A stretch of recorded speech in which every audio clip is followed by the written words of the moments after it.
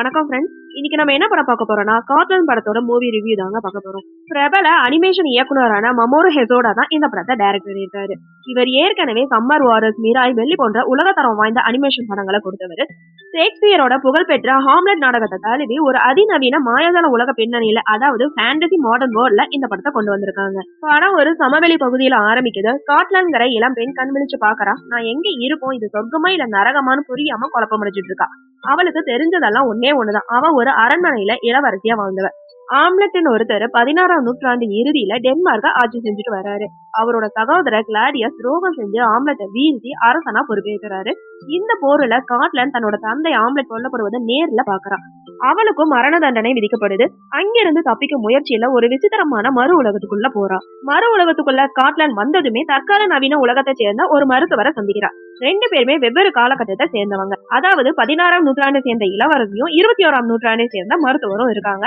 இனி இவங்க ரெண்டு பேருமே சேர்ந்துதான் இந்த பயணத்தை தொடர்ந்து போறாங்க. இவங்களோட பயணத்துல ஹிஜிரிங்கிற ஒரு கதாபாத்திரமும் சேருது. ஹிஜிரி எப்படின்னா எல்லாத்து மேலயும் அன்பு கொண்டவனா இருப்பான்.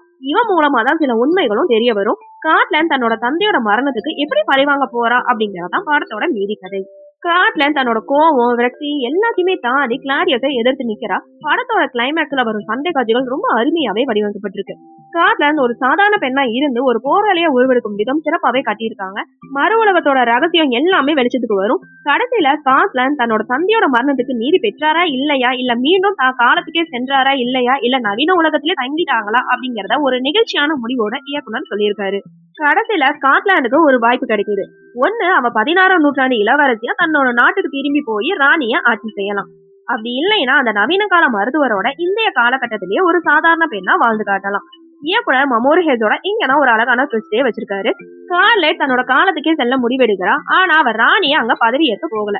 மாறா போர்ல பாதிக்கப்பட்ட மக்களுக்கு சேவை செய்யணும் அப்படின்னு அந்த நவீன மருத்துவர்கிட்ட கத்துக்கிட்ட மருத்துவ முறை எல்லாத்தையுமே 16ஆம் நூற்றாண்டு காலத்துக்குள்ள கொண்டு போறான். அவ ஒரு போரை முடிச்சுட்டு ஒரு சேவையை தொடங்க ஆரம்பிக்கிறான் அப்படிங்கறதான் படத்தோட கருப்பொருளாவும் கிளைமேக்ஸாவும் கொண்டு வராங்க.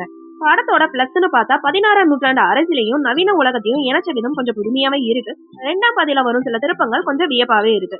சவுண்ட் எஃபெக்டும் அருமையா இருக்கு. குறிப்பா மறு உலகத்தை காட்டும் போது வரும் இடி சத்தம், பின்னணி இசை கொஞ்சம் மிரட்டலாவே இருக்கு. ஸ்காட்லாண்டோட உணர்ச்சிகரமான வசனங்கள் கொஞ்சம் ரசிக்கும்படியாவே இருக்கு. படத்துல மைனஸும் இருக்குங்க. சில இடங்களை கதை நகரும் வேகம் ரொம்பவே பொறுமையை சோதிக்குது. ஸ்காட்லாந்து கிளாடியஸ் தவிர மத்தவங்களுக்கு பெரிய முக்கியத்துவம் இல்லாத மாதிரியும் இருக்கு. மற்ற மமோரு ஹெசோட படங்களோட ஒப்பிடும் போது இதுல கார்ட்டூன் அனிமேஷன் பாணி கொஞ்சம் அதிகமா பயன்படுத்தப்பட்டிருக்குன்னு தெரியுது. இது சிலருக்கு பிடிக்காமையும் போகலாம்.